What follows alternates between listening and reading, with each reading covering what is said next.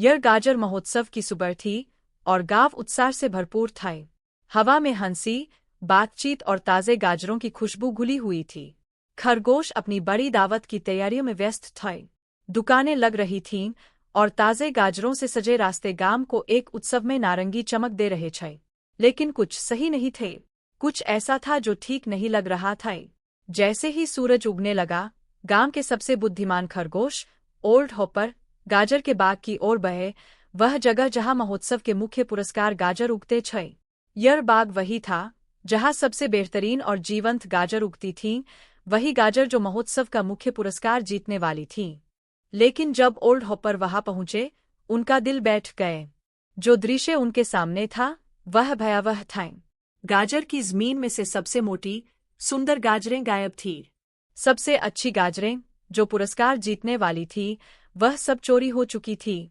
केवल कुछ छोटी, मुरझाई हुई गाजरें बची थीं। और वहां से एक छोटी सी पैरों के निशान की कतार जंगल की ओर बढ़ रही थी। ओल्ड हॉपर के कान फरकने लगे। महोत्सव खतरे में था और वह जानते थे कि कुछ करना हो गए। ओल्ड हॉपर ने तुरंत गांव के सबसे होशियार और सबसे बेहतरीन खरगोशों को बुलाया। पेनी, एक चतुर और समझदार खरगोश जिसे रहस्यों का पता लगाने में महारत थी। रस्ती, साहसी लेकिन थोड़े गड़बड़ करने वाले खरगोश जो हमेशा सही इरादे से काम करते थे। डॉट, एक चुपचाप और छायाओं में बिना देखे घुसने वाली खरगोश। इन्हीं तीनों ने मिलकर गाजर चोरी की टीम बनाई। कोई तो है जो महोत्सव को बिगाड़ने पर तुला है, पेनी ने अपनी चश्मे को संभालते हुए कहा। और हम उसे ढूंढकर रहेंगे। टीम ने छोटी छोटी पैरों के निशान का पीछा करना शुरू किया जो जंगल की ओर बढ़ रहे थे।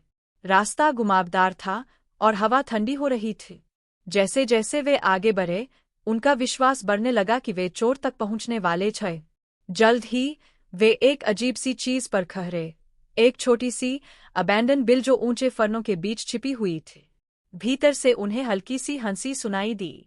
डॉक्टर ने सबको शांत रहने का इशारा किए। वह चुपके से बिल के पास गई, उसकी कानें खड़ी हो गईं। मैं झांक कर देखता हूँ, डॉक्टर ने फुसफुसाया और फिर वह अंदर घुसी। वहां उन्होंने चोर को देखा, कोई और नहीं बल्कि एक चालाक रैकून। रैकून कई हफ्तों से गाजर के बाग से चोरी कर रहा था। उसकी जेबों में गाजरें भरी हुई थीं और वह हंसी के साथ अपनी सफलता पर खुश था। रैकून ने अचानक उन्हें देखा और भाग खड़ा हुआ। रस्टी, जो हमेशा चेस करने के लिए तैयार रहता था, तुरंत उसके पीछे दौड़ पड़ा, लेकिन पेनी ने उसे रोक लिए। रुको, पेनी ने कहा, उसकी चतुराई पहले से काम कर रही थी। मेरे पास एक आइडिया है। जब रस्टी और डॉटन उसे पकड़ने के लिए दौड़े, पेनी ने अपनी समझदारी से रैकून का रास्ता बंद कर दिए। उसने घने बेलों का जाल बिछा दिया, जिससे रैकून अचानक रुक गए। तुमने गाजर क्यों चुराई? पेनी ने शांति से पूछा।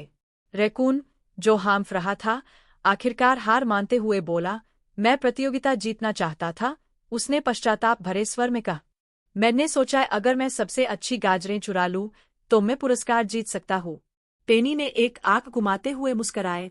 लेकिन तुम पहले ही रेस जीत चुके हो, ऐ न? उसने कहा, तुम ही गांव के सबसे अच्छे गाजर उगाने वाले। तुम्हारे जैसा किसी और के पास इतनी बड़ी और बेहतरीन गाजर नहीं है। रैकून ने कुछ देर के लिए चौंकते हुए सोचा, फिर धीरे धीरे उसे समझ में आ गए। वह इतना ध्यान केंद्रित था जीतने पर कि उसे यह एहसास ही नहीं हुआ कि उसकी अपनी गाजरें पहले ही सबसे बेहतरीन थी। गांव वाले पहले ही उनकी सराहना कर चुके थे और वह असली पुरस्कार पहले ही जीत चुका था। रैकून ने शर्मिंदा होते हुए अपनी गलती स्वीकार की। सभी ने हंसी में उसका मजाक उड़ाया और रैकून को सर्वश्रेष्ठ गाजर उगाने वाले का पुरस्कार दिए। उसने खुशी